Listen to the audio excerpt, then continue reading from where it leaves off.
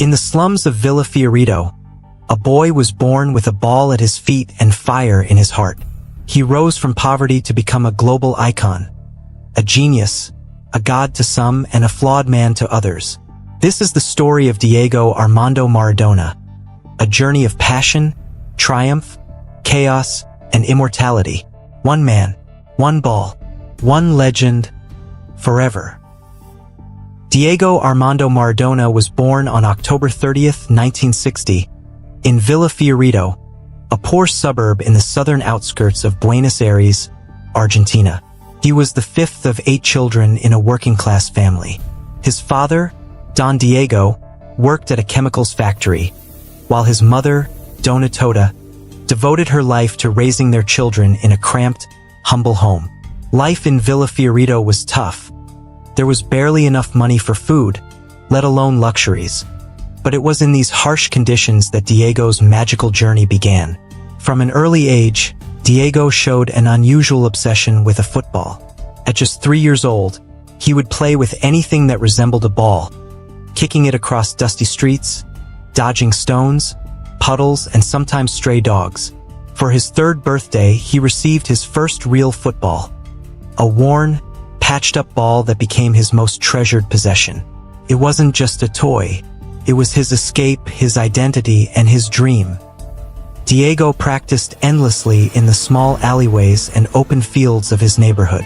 He dazzled local kids with his ball control and agility. While others would simply kick the ball, Diego would balance it on his head, roll it on his shoulders, and perform moves no one had ever seen. He would later say, "The ball was my friend. I could talk to it." His talent caught the attention of the neighborhood quickly, but it was only the beginning. By the time he was 8, a local scout spotted him playing and immediately knew this boy had something special. He was invited to join the youth team of Argentinos Juniors, known as Los Cebolitas, the Little Onions.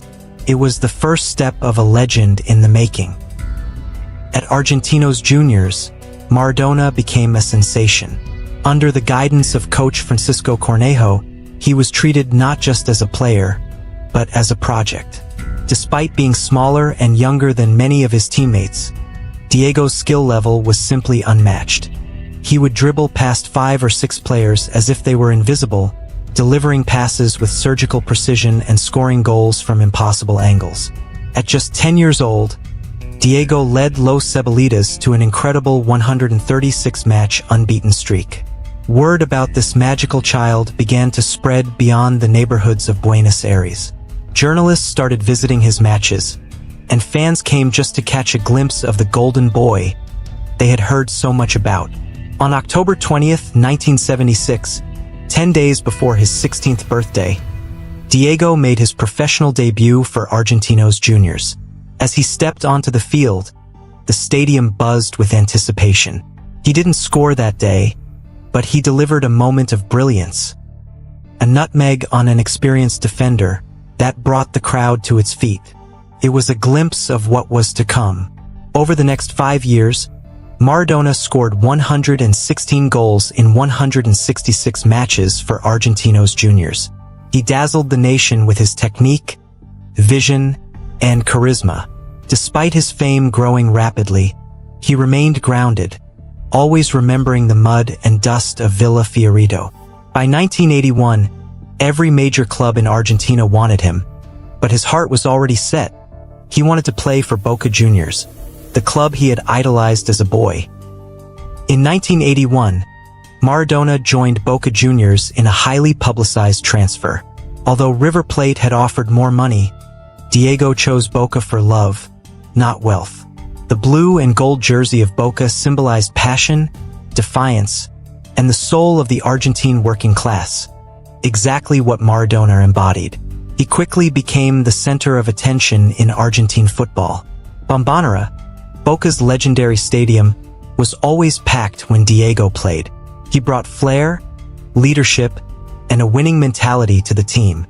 With his help, Boca won the 1981 Metropolitano Championship, defeating fierce rivals River Plate along the way. Maradona's charisma extended beyond the pitch. He was loved by fans for his attitude. Fearless, fiery, and always speaking his mind. He wasn't just a footballer, he was becoming a symbol of Argentina's identity and pride. But along with fame came immense pressure. The media hounded him, critics dissected every move, and temptations began to surround him. During this time, Maradona also faced challenges with injuries and illnesses. Despite these setbacks, his performances rarely dropped. But he knew it was time to take the next step. In 1982, after the World Cup in Spain, European clubs came knocking, and Maradona agreed to join FC Barcelona for a world record fee. Moving to Barcelona was a dream come true, but it quickly turned into a complex chapter of Maradona's life. He arrived in Spain with immense expectations on his shoulders. The Catalan club, eager to rebuild, saw him as their messiah. Yet, life in Europe was not as welcoming as Diego had hoped. His time at Barcelona was plagued by issues: injuries, culture shock, and constant pressure from the media and fans. In his first season, he contracted hepatitis, sidelining him for months. When he returned, he delivered flashes of brilliance, remarkable goals, outrageous dribbles, but consistency was elusive. Tensions rose between Maradona and the Barcelona management. He clashed with the coaching staff, criticized the club's medical team, and expressed discomfort with the club's politics. But the tipping point came in 1984 during the Copa del Rey final against Athletic Bilbao. After being relentlessly targeted with harsh tackles during the match, Maradona lost control. At the final whistle, he launched into a violent brawl that became infamous.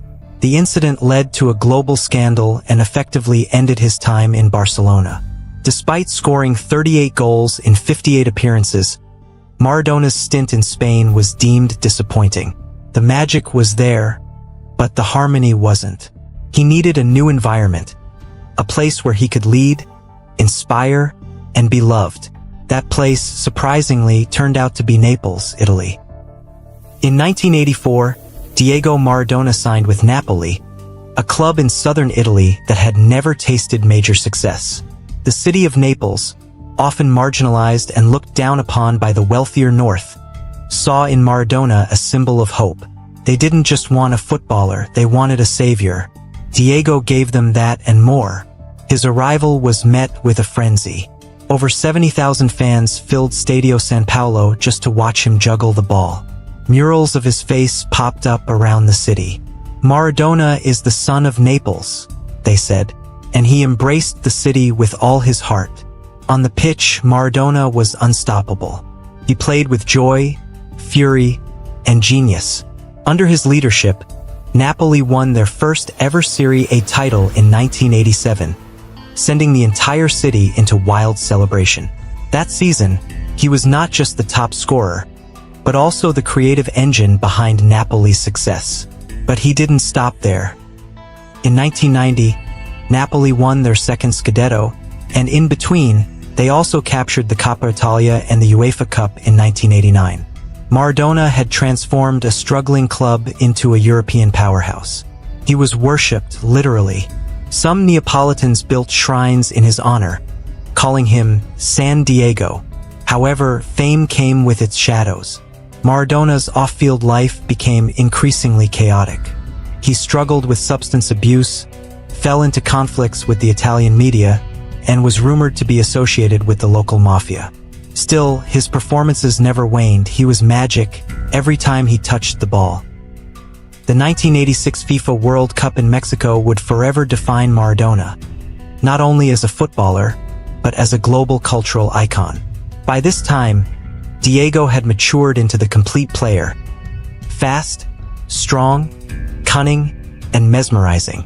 More importantly, he was the undisputed leader of the Argentine national team. And he was on a mission not just to win but to elevate his country. Maradona dominated the tournament like no other player in World Cup history. In the group stage, he scored against Italy and orchestrated every attack Argentina made. But it was the quarterfinal against England that etched his name in football folklore forever. That match, played just 4 years after the Falklands War between Argentina and the UK, carried immense emotional weight. For Argentinians, it wasn't just a game, It was a symbolic battle. In the 51st minute, Maradona leaped into the air to challenge England goalkeeper Peter Shilton for a bouncing ball. Though clearly shorter, he managed to punch the ball into the net. The referee, failing to see the handball, allowed the goal. Diego later cheekily called it the hand of God. Just 4 minutes later, he scored again. This time with what many call the goal of the century. He picked up the ball in his own half, dribbled past 5 English players like they were cones, and calmly slotted it into the net. The world was in awe.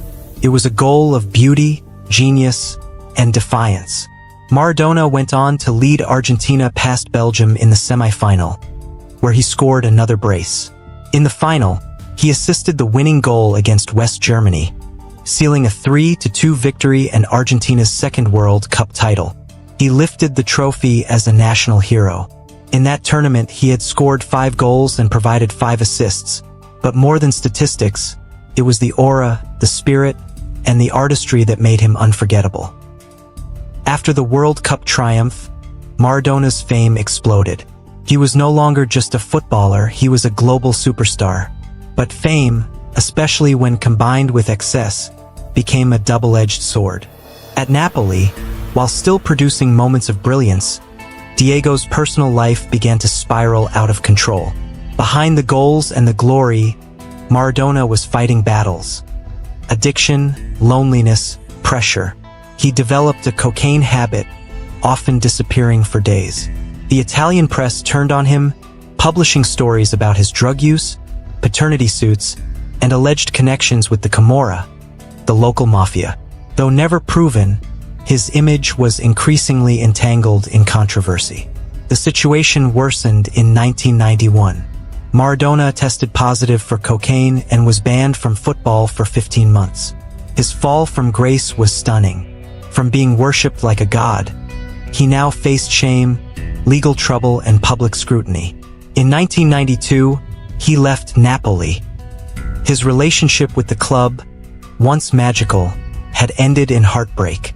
After his suspension, Diego tried to revive his career. He joined Sevilla in Spain for a brief and turbulent stint.